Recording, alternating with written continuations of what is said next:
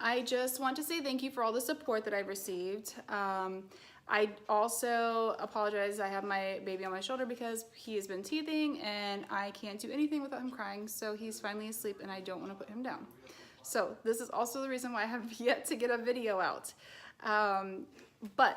So I wanted to do a Q&A today about all the questions that I had received about my restoration process, about seasoning, what products I use, how do I do my process versus other people's processes.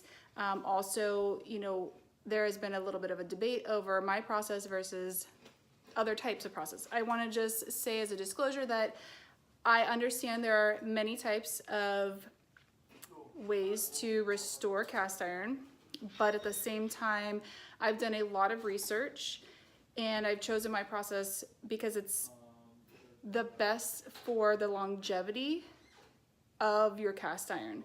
I am very into preserving the history of cast iron. I don't want to ruin, I don't want to compromise the integrity of the cast iron in any way. So I will include pictures, I will include whatever is needed to explain the reasoning for my process.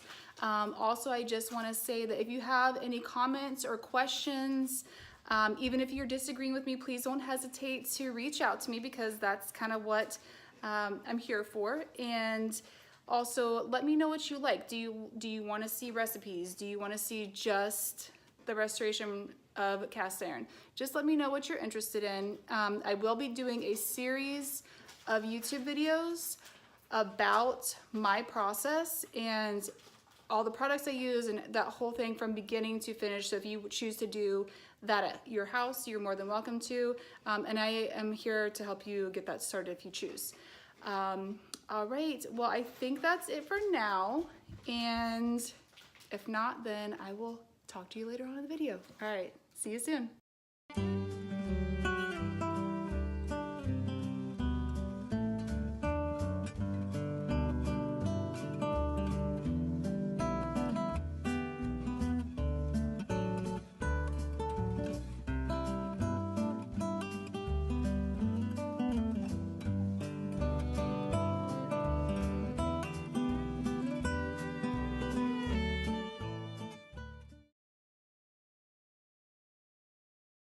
I go to thrift shops. I go to Goodwill, to Salvation Army. I check estate sales online and around the area. I check on eBay. Sometimes you can find some deals on eBay. It just depends on what you're looking for and what you want. If there is very rare pieces that I'm looking for, you can always reach out to somebody that restores and picks as well and is looking to get rid of things. There are places on Facebook like Marketplace. There's a couple of cast iron groups where they actually just focus on selling. And the people on some of those groups that I'm in are really good, and you know that you're gonna get really good pieces and that they're not gonna be broken when you get home, or I should say when they're shipped to you. Shipping is very scary. If the person does not know how to ship cast iron, it can come to you cracked. I've had this happen to me twice, and it is so disappointing because you are so excited about these cast iron pieces that you're getting, and it doesn't matter if it costs you, you know, pennies, or if it costs you, you know, more expensive, $50 or $100, or whatever you choose, you know. It's sad when your cast iron comes to you and it is cracked because it's almost like Christmas every time you open up that box. So really making sure that you know where you're getting it from, and if it's being shipped, try to talk to your shipper and ask them, do you know how to pack cast iron? It's a very scary thing, but it can be done. I've had lots of pieces of cast iron shipped to me and they've come to me perfectly. So the process I use to strip cast iron is with lye. Lye is a food grade chemical that is used in recipes such as pretzels, and there's other things. So it is very safe to use. It will not damage cast iron. You could actually leave your cast iron in a lye bath for the rest of your life and it will never damage it. It will never hurt it.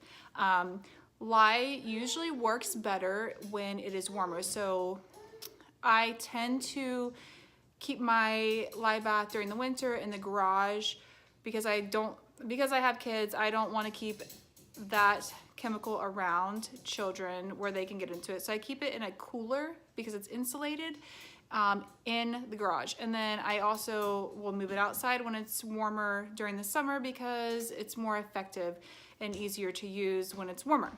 So I will go through all the instructions and the actual like type of lye that I use in my video when I instruct you on how to set up your lye bath. But the products that I use, the chemical lye that I use, I just purchased on Amazon. It's really reasonably priced. I think it's like 5 pounds for like, I don't know, I want to say like $15 or something like that. I'll attach a link below in the description. So if you have any questions about it, just let me know.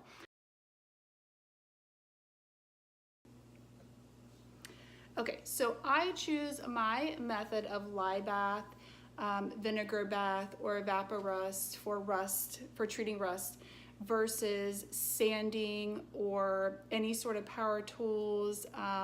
They have wire brushes that you can use. There is also methods of putting the cast iron into the self-cleaning oven method on your oven or throwing them into the fire. These are not all the same, but essentially come out with the same problem, and that is cast iron can be damaged from heat. And what happens is once it is damaged from heat, it is easier to crack, which is horrible for cast iron. Also, it is really hard to get a seasoning to take. So once you start seasoning your cast iron, it's going to take repetitive amounts of seasoning before you can actually use that. As far as collectors, it will no longer be a collector's value if it has any sort of sanding marks on it, if it has any heat damage on it, and it is very, very noticeable. I will include pictures after this video so you can see what it looks like to have heat damage, or so you can see what the sanding marks look like. That is why the process I use is really the gentlest. There's also an e-tank, which again is also an easier process on cast iron. I don't personally use that method, but I've seen wonderful results from it, and I'm not opposed to that at all. So that is the method I choose and why.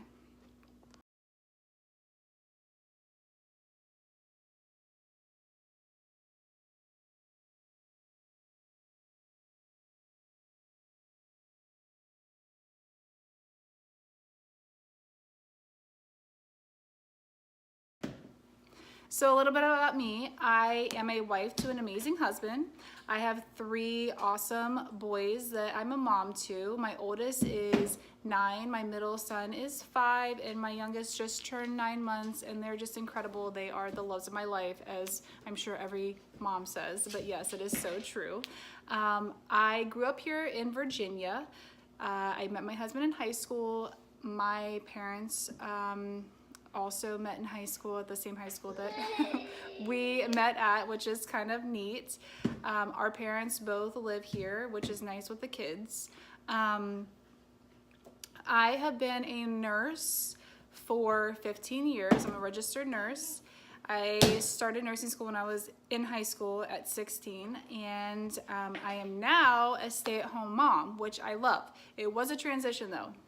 Don't let anybody fool you.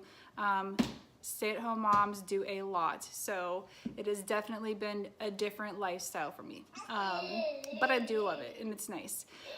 I got into cast iron probably about 6 years ago. I bought my first cast iron piece at Walmart. I went and bought a Lodge Dutch oven. I didn't really know what I was doing with it or how to take care of it. Then my mom had started talking to me about the other like enameled cast irons such as Staub and Le Creuset, and I bought some of those pieces. And then I kind of kept growing and learning more about vintage cast iron, and I just absolutely fell in love with it. Like, there is nothing more satisfying than cleaning a piece of cast iron and making it look brand new. I have sets that I'm working on for my sons when they start their family or when they move out, that I want to hand down. And I just hope that it's something that they will keep in the family and use and will remember cooking with me. My kids do love to cook with me, especially my middle son Emerson. Which you've seen on some of my videos and stuff, he absolutely loves cooking, and I can't be more happy with that. That's so cool to me.